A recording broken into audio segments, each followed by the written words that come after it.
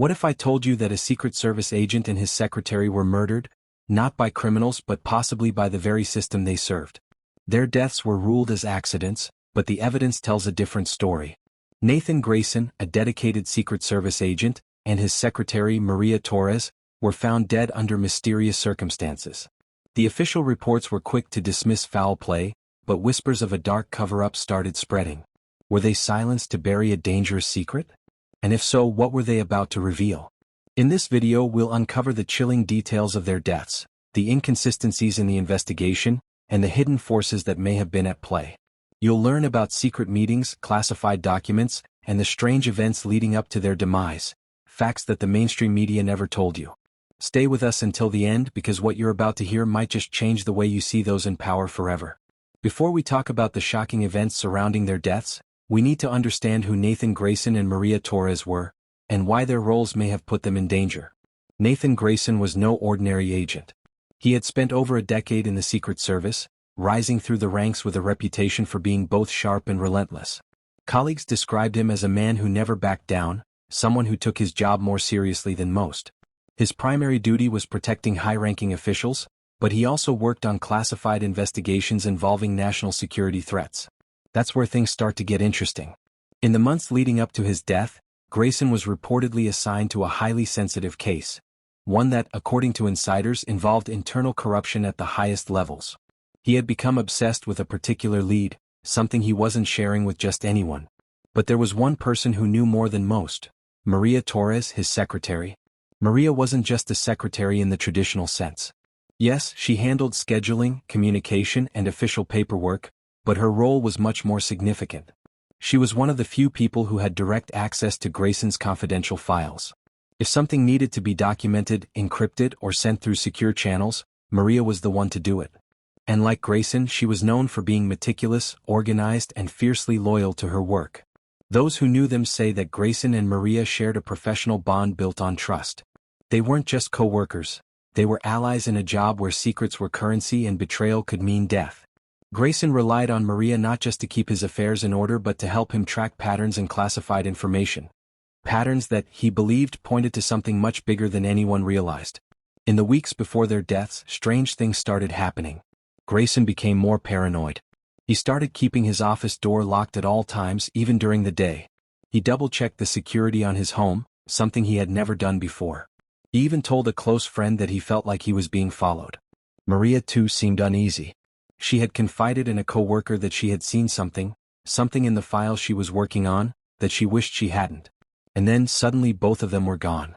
Before we talk about what the investigation uncovered, we need to go back to the moment Nathan Grayson and Maria Torres were found, because the way their bodies were discovered raised more questions than answers. It was a quiet morning when a maintenance worker at a downtown office building made a disturbing discovery. Inside a dimly lit parking garage, a black government-issued sedan was parked awkwardly near the far corner, its engine still running. Something about the scene didn't sit right. The worker approached cautiously, peering through the window. That's when he saw them, two motionless figures slumped in the front seats. The smell of exhaust fumes lingered in the air. The authorities were called immediately. Within minutes, police and emergency responders swarmed the area. The scene was quickly secured, and the vehicle's license plate was traced. When officers realized it was registered to the Secret Service, things escalated fast. High-ranking officials were notified, and federal agents arrived to take over the case. Grayson was in the driver's seat, his head tilted to one side as if he had lost consciousness mid-thought. Maria was in the passenger seat, her hands resting limply in her lap.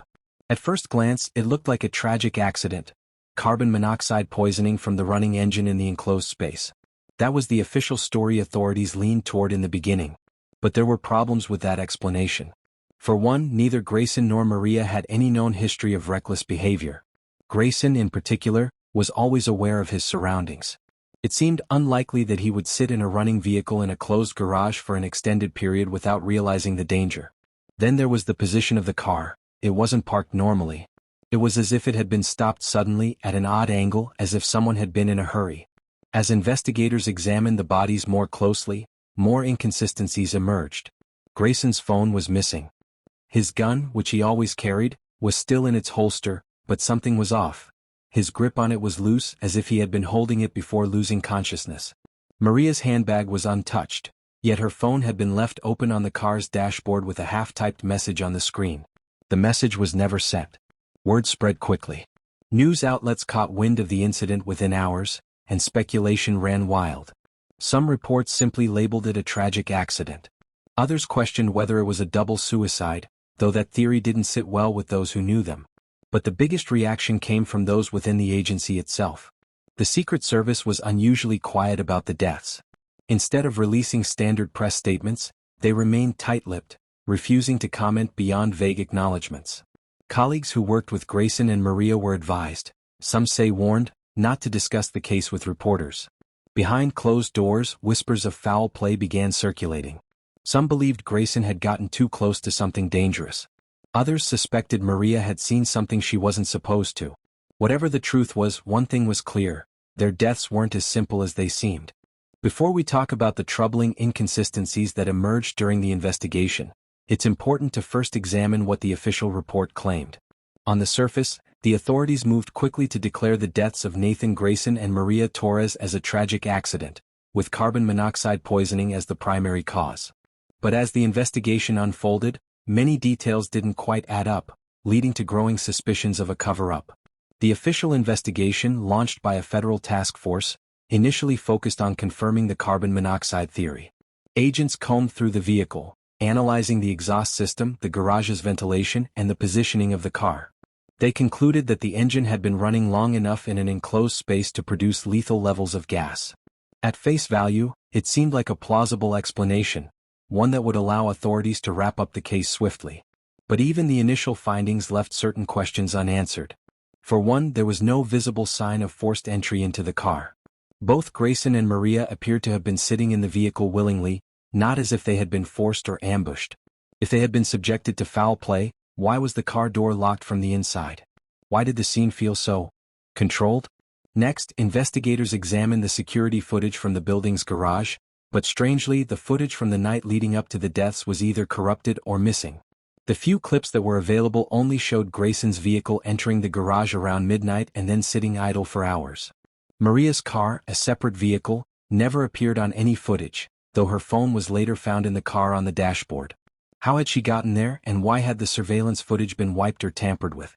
Even more concerning were the reports about the condition of the victims. When the coroner's report came in, it raised even more doubts. Grayson had a trace of an unknown substance in his bloodstream.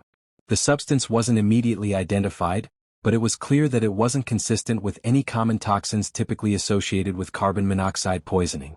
Maria's cause of death also seemed slightly off. Though the toxicology report confirmed carbon monoxide as a contributing factor, it also revealed that she had traces of a sedative in her system. This suggested that she had been drugged before entering the vehicle, though there was no immediate evidence to explain how or why. As the investigation progressed, there was an increasing sense that the deaths were being treated as anything but routine. Law enforcement agencies started to speak in vague terms about the case. Key pieces of evidence, including Grayson's personal files and emails, were marked as classified or irrelevant, further fueling suspicions. Why would sensitive documents related to the case be locked away so tightly, if they weren't important? Why were specific files removed from the official investigation reports? The most notable irregularity was the secrecy surrounding Grayson's last assignment. Sources within the agency hinted at a highly sensitive case that Grayson had been working on, but every time someone attempted to dig deeper, the response was the same: it's classified. Colleagues who had worked closely with Grayson claimed that he had discovered something significant, something that had involved high-level officials, but they had no idea what it was. They weren't allowed to discuss it. It wasn't long before insiders began to speak out. A former colleague of Grayson's, who had worked with him on a joint investigation into potential corruption in the Secret Service, anonymously came forward with explosive details. The whistleblower claimed that Grayson had been onto something big, a covert operation involving powerful figures who had ties to various political factions.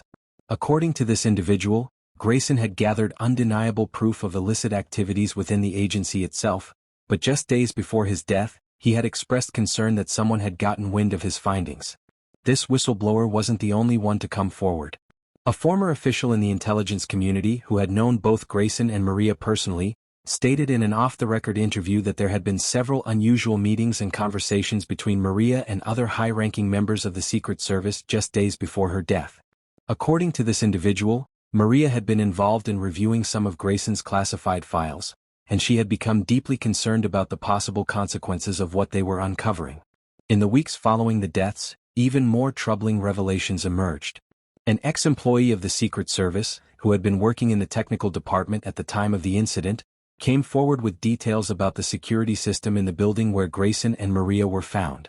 This source revealed that the security cameras had been disabled for a brief period on the night of the deaths. Though the official explanation was that it was a technical malfunction, the insider claimed that the system had been intentionally shut down. The timing of this shutdown coincided with the exact window during which Grayson's car had been parked in the garage. The whistleblower suggested that someone had deliberately erased any footage that might have shown what happened in those critical hours.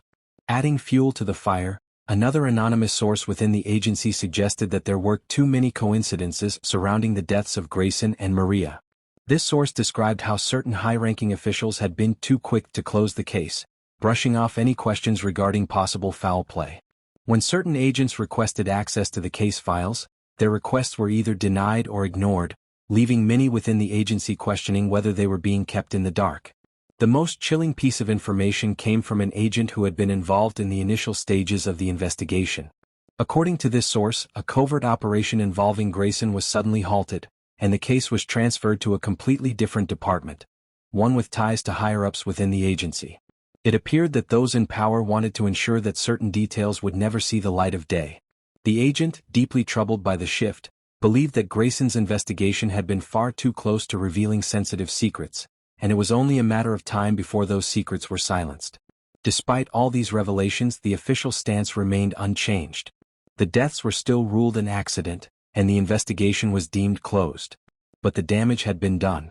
As more insiders stepped forward, and as details began to surface in the media, it became impossible to ignore the suspicion of a cover-up. The public began to question not only the deaths of Nathan Grayson and Maria Torres but the larger web of secrets they may have been entangled in. The cover-up, if it truly existed, wasn't just about hiding their deaths, it was about silencing the truth. Grayson and Maria had stumbled upon something that could have shaken the foundation of the very system they were sworn to protect. Their deaths were no longer just a tragic accident, they were a warning. A warning that sometimes the truth is far more dangerous than anyone is willing to admit. Before we talk about the deeper implications of what happened, we need to examine how the public and the media reacted to the deaths of Nathan Grayson and Maria Torres. Because from the moment the news broke, the story became more than just a tragic loss. It became a symbol of something much bigger. At first, the media followed the official narrative. Headlines framed it as an unfortunate accident, emphasizing the dangers of carbon monoxide poisoning in enclosed spaces. News anchors spoke in somber tones, recounting the official reports without much speculation. Government spokespeople issued brief statements, offering condolences to the families while reiterating that there was no indication of foul play. To the average person watching the news that day, it seemed like an open and shut case. But not everyone accepted that version of events. Almost immediately, independent journalists and online investigators started digging deeper. Social media platforms became flooded with speculation, theories, and leaked details that contradicted the official reports. People who knew Grayson personally came forward, anonymously at first, insisting that something was off. Former colleagues hinted at his last assignment, warning that the truth was being buried. The phrase "it doesn't add up" appeared repeatedly in online discussions, fueling a wave of public suspicion. Then a turning point came. A leaked document surfaced, an internal memo that suggested the security footage from the parking garage had been tampered with. It wasn't clear who had leaked it, but it spread like wildfire across news sites and social media. Suddenly, mainstream media outlets had no choice but to acknowledge the inconsistencies. Talk show hosts and political commentators began asking questions. Why was there missing footage? Why were certain case files classified? Why had there been no press conference with investigators? Public sentiment began shifting rapidly. What started as whispers of doubt turned into loud demands for answers. Protests erupted outside federal buildings with people holding signs that read, "Justice for Grayson and Maria," and "What are you hiding?"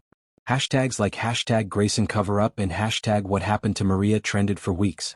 Families of both victims were pressured by officials to remain silent, but Maria's sister, unable to contain her frustration, gave a powerful interview. She described how Maria had expressed fear in the days leading up to her death, how she had felt like she was being watched. She knew something, her sister said on national television. And now she's gone. This interview changed everything. It became impossible for authorities to dismiss the concerns as conspiracy theories. More journalists began pressing for answers. Some government officials started distancing themselves from the case, refusing to comment. Whistleblowers within the agency, sensing an opportunity, leaked even more damning details, including an internal report that suggested Grayson had been actively investigating corruption within the Secret Service. As the public outcry grew louder, politicians and advocacy groups joined in. High-profile figures called for an independent investigation, arguing that the agency could not be trusted to investigate itself. Some members of Congress demanded a hearing, citing concerns over transparency and accountability. Government officials, caught in the storm, struggled to control the narrative. Yet, despite all this pressure, the agency remained firm in its original conclusion. No foul play, they insisted. No classified investigation. No cover-up. But the public wasn't convinced. News networks continued running investigative specials, highlighting every inconsistency, every missing file, every suspicious move by officials. The deaths of Nathan Grayson and Maria Torres were no longer just a news story. They had become a symbol of the deep distrust between the public and those in power. The questions remained unanswered. The protests continued. And no matter how hard the authorities tried to close the case, people refused to let it be forgotten. The deaths of Nathan Grayson and Maria Torres were supposed to be written off as a tragic accident. But the deeper we looked, the more the story unraveled. The missing security footage, the inconsistencies in the investigation, the classified files, and the voices of whistleblowers all point to one chilling possibility: this wasn't just an accident. It was something far more sinister. If Grayson had uncovered a dangerous secret, was his death meant to silence him? And if Maria had seen something she wasn't supposed to, was she eliminated to erase any trace of the truth? The authorities insist there's nothing more to the story, but the gaps in their explanations leave more questions than answers. This case isn't just about two people. It's about power, secrecy, and the lengths to which certain forces will go to protect their own interests. How many other stories like this have been buried? How many secrets are hidden behind classified reports and closed-door investigations? Let us know what you think in the comments. Do you believe this was a simple accident, or do you think something bigger is at play? If you found this video interesting, make sure to hit the like button and subscribe to our channel for more deep dives into mysteries, cover-ups, and hidden truths. Thanks for watching, and we'll see you in the next one.